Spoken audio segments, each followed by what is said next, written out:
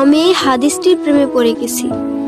আপনি যখন নীরবে ঘরে বসে কান্না করেন, আল্লাহ তখন ফেরেশতাগণদের উদ্দেশ্য করে বলেন, কোন জিনিস আমার এই বান্দার চোখে পানি আনলো? ফেরেশতাগণ বলেন, আপনার বান্দা সুখে নেই, আপনার বান্দা অনেকদিন হাসেনি। এই বলে ফেরেশতাগণ কান্না করতে থাকেন এবং আল্লাহকে বলেন, হে আমার রব, আপনি জানেন আপনার এই বান্দার হৃদয়ে কি রয়েছে, অতএব আপনি তার জন্য সবকিছু সহজ করে দিন। আল্লাহ বলেন, আমার এই বান্দা এমন কিছু জীবন থেকে হারিয়ে ফেলেছে যা সে অধিক ভালোবেসেছিল।